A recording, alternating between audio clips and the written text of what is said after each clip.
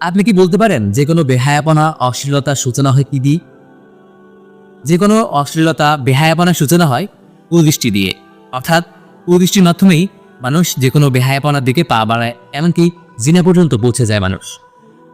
ইমাম ইবনুল কাইয়িম রাহমাতুল্লাহি আলাইহি বলেছেন, দৃষ্টি অবনত রাখা সহজ, তবে দৃষ্টির ফলে যে এই ভাবের উদয় হলো আমার হৃদয়, সেটা কন্ট্রোল করা কঠিন। অর্থাৎ দৃষ্টি দেওয়ার ফলে যে একটা তরঙ্গ, যে একটা কামনা বাসনা জেগেছে হৃদয়, সেটা কন্ট্রোল করা কঠিন। সেটা কন্ট্রোল করার জন্য আপনাকে ওই বিষয়ে বিস্তর জানাশোনা থাকতে হবে। আসসালামু আলাইকুম।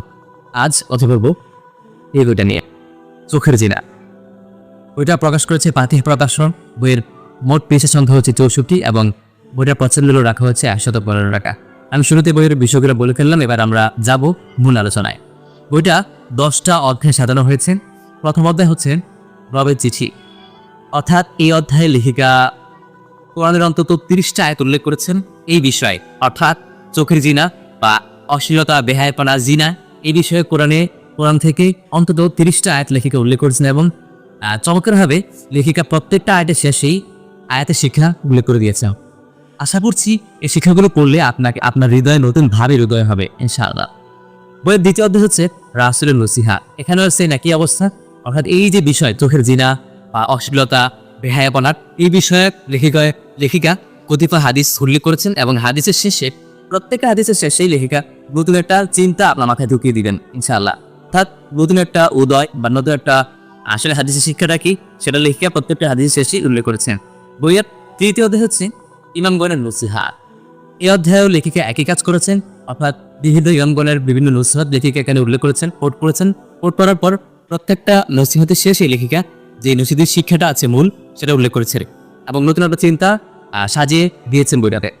পরবর্তী অধ্যায় হচ্ছে ধ্বংসস্তূপ। এই অধ্যায়টা বেশ বেদনাদায়ক একটা অধ্যায়। এই অধ্যায় লেখিকা কয়েকটি গল্প উল্লেখ করেছেন। গল্পগুলো হচ্ছে এমন যে আমাদের মুসলিম বিশ্বে একটা সময় যারা বিভিন্ন ইবাদত বোঝাচ্ছিলেন কিংবা আল্লাহ বড় প্রেয়সী ছিলেন, তারা কিভাবে চোখের জেরের মাধ্যমে, অর্থাৎ কুদৃষ্টির প্রভাবে তারা কিভাবে ধ্বংস হয়ে গেছে। এরূপ অন্তত 5-6টা গল্প লেখিকা এই অধ্যায় উল্লেখ করেছে। আশা করছি এই গল্পগুলো পড়লে আপনার হৃদয় ভাবের উদয় হবে এবং আপনি ব্যাকুল হয়ে পড়বে। পরবর্তী অধ্যায় অটল পাথর। এই অধ্যায় পূর্ব অধ্যায় থেকে পুরোপুরি বিপরীত। অর্থাৎ এই অধ্যায়ে লেখিকা দেখিয়েছেন বিভিন্ন মুসলিম মনীষী কিভাবে তারা তাদের দৃষ্টিকে হেফাজত করেছে, অর্থাৎ তাদের বিভিন্ন কুপরামর্শ বা প্রস্তাব আসার পরেও তারা কিভাবে নিজেদেরকে কন্ট্রোল করেছে। অর্থাৎ আগের অধ্যায় ছিল যে কিভাবে ভালো মুসলিমরা এই কুদৃষ্টির প্রভাবে খারাপ হয়ে গেছে, আর এই অধ্যায় দেখানো হচ্ছে যে কিভাবে একজন ভালো মুসলিম নিজের ইমানের শক্তিতে অনেক কুপ্রস্তাবের পরেও নিজের ইমানকে ধরে রাখতে পেরেছে। পরবর্তী অধ্যায় হচ্ছে গুণ বালিছা। এই অধ্যায়ে আসলে এই বিষয়ে কোনো কথাবার্তা নাই, অর্থাৎ চোখের জিনা কিংবা বেহায়াপনা বিষয়ে কোনো কথাবার্তা নাই। এই অধ্যায়ে লেখিকা জান্নাতের একটা যে আশা, জান্নাত আসলে কেমন হবে, জান্নাতের একটা মোহ আপনার মধ্যে তৈরি করে দিবেন ইনশাআল্লাহ এই অধ্যায়ে। পরবর্তী অধ্যায় লেলিহান দামানো। এই অধ্যায় আবার বিপরীত, অর্থাৎ এই অধ্যায়ে লেখিকা চোখের জিনা কিংবা বেহায়াপনা সম্পর্কে কিছু বলে নাই, বরঞ্চ এই অধ্যায়ে লেখিকা জাহান্নামের শাস্তি তুলে ধরেছেন, যাতে আপনার হৃদয়ে একটা ভয় তৈরি। পরবর্তী অধ্যায় হচ্ছে পরিণতি, অর্থাৎ এই যে চোখের জিনা, এই চোখের জিনার ফলে আসলে কি হয়, এটার কুফল বা সুফল আসলে কি, এবং এই অধ্যায়ে লেখিকা অন্তত 23টা উপায় বলে দিয়েছেন যে কিভাবে আসলে চোখের দৃষ্টি বা কুদৃষ্টি থেকে নিজেকে বাঁচিয়ে রাখা যায়। পরবর্তী অধ্যায় হচ্ছে দোয়া। এই অধ্যায়ে লেখিকা অনেকগুলো কোরআন হাদিস থেকে বিভিন্ন দোয়া শিখিয়েছেন, যে এই দোয়াগুলো করলে আসলে আশা করা যায় যে আল্লাহ তাআলা আমাদেরকে চোখের যেই ব্যাকুলতা আছে বা চোখের যে অপকারিতা আছে সেগুলো থেকে আমাদেরকে হেফাজত করবে। এবং পরবর্তী অধ্যায় হচ্ছে অবশেষে। এই অধ্যায়ে আপনাকে লেখিকা বিভিন্ন প্রশ্ন করেছেন। প্রশ্নের মাধ্যমে আপনার আসলে এই জায়গায় অবস্থান কেমন, আপনি চোখের জিনা সম্পর্কে কতটা বা সচেতন, সে বিষয়ে আপনাকে কয়েকটা প্রশ্নের মাধ্যমে আপনাকে সেটা সজাগ করবে ইনশাআল্লাহ। বইয়ের যে বিষয়টা আমার সবচেয়ে বেশি ভালো লেগেছে সেটা হচ্ছে বইয়ের স্ট্রাকচার।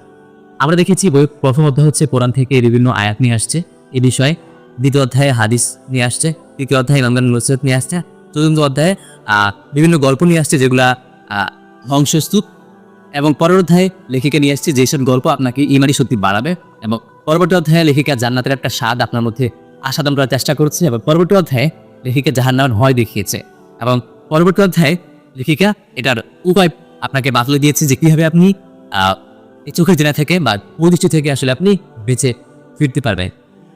আমার ধারণা বইটা পড়লে আপনি মোটামুটি একটা প্যাকেজ পাচ্ছেন, অর্থাৎ চোখের জিনা সম্পর্কে আপনার একটা ধারণা বলতে আপনি মোটামুটি একটু সচেতন হওয়ার জন্য এই বইটা মোটামুটি আমার মনে হচ্ছে যে যথেষ্ট আপনার জন্য ইনশাআল্লাহ। তবে বইটার কিছু সমালোচনার দিক আমি খুঁজে পেয়েছি, তো সেগুলো খুবই জঘন্য, না বললেও চলে, তাও আমি বলতে চাই। যেমন লেখিকা 15টি অধ্যায়ে লিখেছেন যে প্রায় 23টা লেখিকা উপায় লিখেছেন কীভাবে আপনি চোখের জিনা বা কুদৃষ্টি থেকে বেঁচে ফিরবেন। এই 23টা উপায়ের মধ্যে 3টা বা 4টা উপায় দুইবার উল্লেখ করা হয়েছে, অর্থাৎ একটু ঘুরায় পেঁচায় একই কথা। যেমন এক জায়গায় বলা হয়েছে যে চোখের জিনার উল্লে যে কুফল সেগুলো সম্পর্কে চিন্তা করা, আর যাই লিখেছে অপকার সম্পর্কে চিন্তা করা, একই কথা। আবার লিখেছে যে সুফল বা উপকার সম্পর্কে চিন্তা করা, আবার লিখেছে যে সৎসঙ্গ বা সৎ বন্ধু, ওই ঘুরে বেরিয়ে একই কথাকে লিখেছে। তাছাড়া আরেকটা, এটা আসলে টাইপিং একটা মিস্টেক, বাট কয়েক জায়গায় ঘটেছে, এই জন্য উল্লেখ করতেছি। বিভিন্ন জায়গায় আরবি আয়াতের মধ্যে বানানের মধ্যে কয়েকটা ভুল হয়েছে, যেমন আলিফের জায়গায় আলিফ দেওয়া হয় নাই, কিংবা লামের জায়গায় নুন, ছোটো ছোটো একটা ভুল হয়েছে। যদি ছোটো হলেও, যেহেতু কোরআন আয়াত 3টা হাদিস, এগুলা বেশ চোখে পড়ার মতো একটা ভুল। আশা করছি পাঠ্য প্রকাশন পরবর্তী থেকে এগুলো সংশোধন করে নেবে ইনশাআল্লাহ। তো এই ছিল আমাদের আজকের বইয়ের আলোচনা। আশা করছি আপনাদের কাছে ভালো লেগেছে আলোচনাটি, এবং বইটা যে কোনো অনলাইন বা অফলাইন সাইটে আপনারা পেয়ে যাবেন। চোখের জিনা বিশেষ করে রকমারি ওয়াফি লেখা আপনারা বইটা সহজেই সংগ্রহ করতে পারবেন। আশা করছি সহজেই বইটা সংগ্রহ করে নেবেন। আর হ্যাঁ, এর থেকে সহজ একটা কাজ আছে, সেটা হচ্ছে সাবস্ক্রাইব করা। সাবস্ক্রাইব করে গেল